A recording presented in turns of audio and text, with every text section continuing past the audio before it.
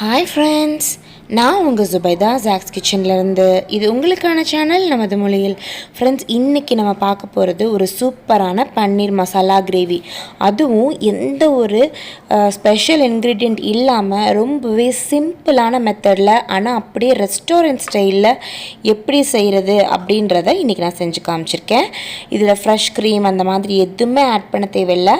அது மட்டும் இல்லை ஃப்ரெண்ட்ஸ், எப்போவுமே பன்னீர் கிரேவி செய்யும்போது நிறைய பேர் ஃபேஸ் பண்ணுற ப்ராப்ளம் என்னென்னு பார்த்தீங்கன்னா, பன்னீர் ரொம்ப ஹார்ட் ஆகிடும். ஆனால் இந்த வீடியோவில் பாருங்கள் எப்படி பன்னீர் ரொம்ப சாஃப்டாக வச்சுருக்கணும் அப்படின்ற ட்ரிக்கையும் சொல்லியிருக்கேன். ஸோ இந்த வீடியோவை ஃபுல்லாக பாருங்கள், பிடிச்சா லைக் பண்ணுங்கள். இப்போ ஃபஸ்ட்டு நம்மளுக்கு பன்னீர் கிரேவி செய்கிறதுக்கு, மசாலா செய்கிறதுக்கு பன்னீர் தேவை. 250 கிராம் பன்னீர் எடுத்திருக்கேன். அதை இந்த மாதிரி க்யூப்ஸாக கட் பண்ணிவிட்டு எடுத்து வச்சுருக்கேன். இப்போ இதில் நம்ம என்ன பண்ண போகிறோம் அப்படின்னா, நல்ல சுட சுட இருக்க தண்ணியை இதில் ஊற்றிட்டு ஒரு 10 நிமிஷத்துக்கு ஊற வச்சிடலாம். எல்லா பன்னீர் க்யூப்ஸும் நல்லா உள்ளுக்குள்ளே போகிற மாதிரி இதுக்குள்ளே போட்டு ஒரு 10 நிமிஷத்துக்கு ஊற வச்சிடலாம். ஸோ ஃபஸ்ட்டு குக்கிங் ஸ்டார்ட் பண்ணுறதுக்கு முன்னாடி பன்னீரை இந்த மாதிரி சுடு தண்ணியில் ஊற வச்சுட்டு குக்கிங் ஸ்டார்ட் பண்ணலாம். ஸோ இப்போ அடுத்து நம்மளுக்கு என்னென்ன தேவை அப்படின்னு பார்த்தீங்கன்னா, ஒரு 3 தக்காளி, மீடியம் சைஸ் தக்காளி, ஒரு 3 பூண்டு தேவை. இது ரெண்டத்தையும் ஒரு மிக்சர் ஜாரில் போட்டு இதை நல்லா சாஃப்டாக ஸ்மூத்தான பேஸ்ட்டாக நம்ம அரைச்சி எடுத்துக்கலாம். 3 தக்காளின்றது மீடியம் சைஸ் தக்காளி, சின்ன தக்காளி இருந்தால் 4 கூட எடுத்துக்கோங்க. இப்போ இந்த மாதிரி நல்லா பேஸ்ட்டாக அடித்து எடுத்துக்கணும், எந்த ஒரு கட்டியும் இல்லாமல். அடுத்து நம்மளுக்கு தேவை ஒரு மீடியம் சைஸ் வெங்காயம், பெரிய வெங்காயம். இந்த பெரிய வெங்காயத்தை நம்மளால் எவ்வளோ முடியுதோ அவ்வளோ தூரத்துக்கு நல்லா பொடுசாக கட் பண்ணி வச்சுக்கிறணும். அப்போ தான் நம்மளுக்கு அந்த ரெஸ்டாரண்ட் ஸ்டைல் க்ரீமியான கிரேவி கிடைக்கும். அதுக்காக தான். ஸோ இந்த மாதிரி நல்லா இதை பொடுசாக அப்படி நல்லா குட்டி குட்டி குட்டி குட்டியாக கட் பண்ணி எடுத்து வச்சுக்கோங்க.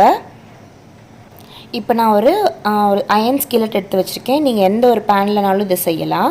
இதில் ஒரு டேபிள் ஸ்பூன் அளவுக்கு நான் பட்டர் சேர்த்துக்கிறேன். பட்டர் இல்லாதவங்க நார்மல் எண்ணெய் கூட ஊற்றிக்கலாம். ஆனால் பட்டர் சேர்த்துக்கிட்டிங்கன்னா ரொம்பவே டேஸ்ட் டிஃப்ரெண்ட்டாகவும் ரொம்ப அப்படியே ரெஸ்டாரண்ட்டில் சாப்பிட்ட மாதிரியே இருக்கும். ஸோ ஒரு டேபிள் ஸ்பூன் பட்டர் சேர்த்ததுக்கப்புறம் இதில் 1 இன்ச் அளவுக்கு பட்டை சேர்த்துக்கிறேன்.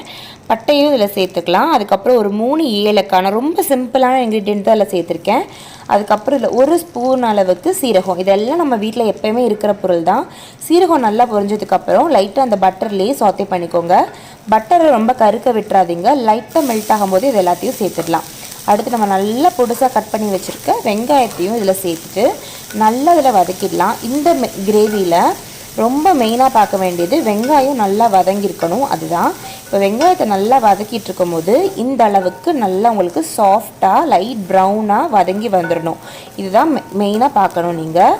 இப்போ இந்த அளவுக்கு நம்ம வதக்கியாச்சு. இதில் நம்ம அடித்து வச்சுருக்க பூண்டு, தக்காளி ரெண்டையும் சேர்த்து அடித்து வச்சுருக்க பேஸ்ட்டையும் இதில் சேர்த்துடலாம். சேர்த்ததுக்கப்புறம் நல்லா இதை ஒரு வாட்டி மிக்ஸ் பண்ணி விட்டுடலாம்.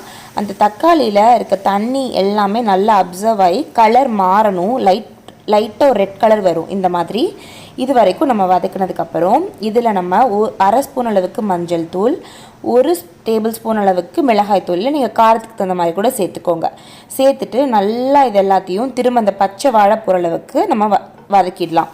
இப்போது நல்லா இந்த அளவுக்கு தக்காளியில் இருக்க தண்ணி எல்லாம் வதங்கினதுக்கப்புறம் இதில் ஒரு 50 ml அளவுக்கு தண்ணி ஊற்றி இந்த வெங்காயமும் தக்காளியும் நல்லா சாஃப்டாக இந்த தண்ணியெல்லாம் நல்லா வத்துற மாதிரி மீடியம் ஃப்ளேமில் வச்சு நம்ம இதை வதக்கிக்கிறணும்.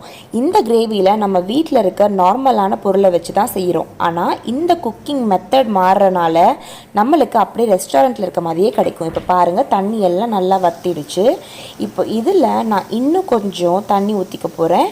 இன்னும் நல்லா அந்த வெங்காயம்லாம் தெரியாமல் சாஃப்ட் ஆகிறதுக்காக இன்னும் ஒரு 50 ml தண்ணி ஊற்றிக்கலாம். ஸோ இந்த மாதிரி கொஞ்சம் கொஞ்சமாக தண்ணி ஊற்றி நம்ம அதை வதக்கி செய்யும்போது கிரேவியோட ஃபினிஷ் ரொம்ப நல்லா வரும். அப்படியே ரெஸ்டாரண்ட்டில் செஞ்ச மாதிரியே இருக்கும்.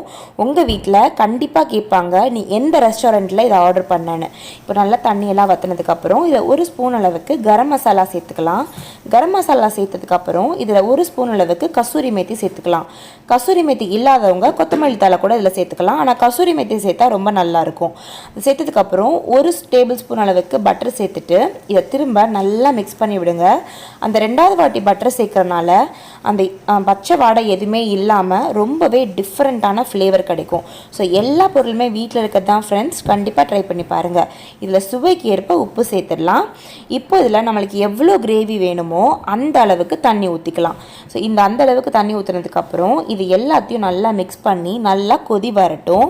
இப்போ நல்லா கொதித்ததுக்கப்புறம் நம்ம இதில் இப்போ இந்த அளவுக்கு நல்லா கொதிச்சதுக்கப்புறம் நம்ம வீட்டில் கொஞ்சம் ஆடையோடு சேர்த்து பால் ஆடையோடு சேர்த்து கொஞ்சமாக பால் எடுத்து அதை இந்த மாதிரி நம்ம ஊற்றிக்கலாம். ஸோ ஃப்ரெஷ் க்ரீமுக்கு பதிலாக நம்ம வீட்டில் இருக்க பால் ஆடை ப்ளஸ் பால் ரெண்டுத்தையும் சேர்த்து நல்லா லைட்டாக கொஞ்சம் ஸ்பூனை வச்சு அடிச்சுட்டு இந்த மாதிரி சேர்த்துட்டோன்னா வீட்டிலே ஃப்ரெஷ் க்ரீம் ரெடி ஆகிடும். அதையும் நல்லா மிக்ஸ் பண்ணதுக்கப்புறம் இப்போ இதில் நம்ம பன்னீர் சேர்த்துக்கலாம். இதில் நடுவில் நீங்கள் பார்த்துக்க வேண்டிய ஒரு விஷயம் என்னென்னா, பால் சேர்க்கும் போது ஃப்ளேமை ரொம்ப ஸ்லோவில் வச்சுட்டு பால் சேர்த்துக்கோங்க, தெரியாமல் இருக்கிறதுக்காக.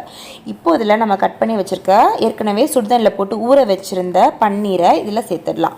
சேர்த்துட்டு நல்லா இதை நம்ம மிக்ஸ் பண்ணி விட்டுடலாம். மிக்ஸ் பண்ணிவிட்டு இதை மூடி போட்டு ஒரு 5 மினிட்ஸ்க்கு லோ ஃப்ளேமில் குக் பண்ணி எடுங்க. பன்னீரை எப்போயுமே ரொம்ப நேரம் குக் பண்ணக்கூடாது.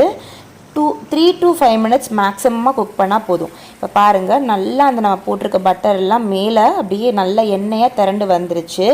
இந்த கிரேவி நல்ல ஒரு சப்பாத்தியோ இல்லை சூப்பரான தோசைக்கு கூட நீங்கள் வச்சு கொடுக்கலாம். ஸோ அப்படியே ரெஸ்டாரண்ட் ஸ்டைலில் வீட்டில் ரொம்ப சிம்பிளான மெத்தடில் கிரேவி செஞ்சாச்சு. பன்னீர் மசாலா ரெடி. கண்டிப்பாக ட்ரை பண்ணி பாருங்கள். ஸோ இந்த வீடியோ பிடிச்சா மறக்காமல் லைக் பண்ணிவிடுங்க. உங்களுடைய கருத்துக்கள் எல்லாத்தையும் கமெண்ட் செக்ஷனில் சொல்லுங்கள். உங்களை நான் இன்னொரு வீடியோவில் சந்திக்கிறேன். அது வரைக்கும் பாய் பாய்.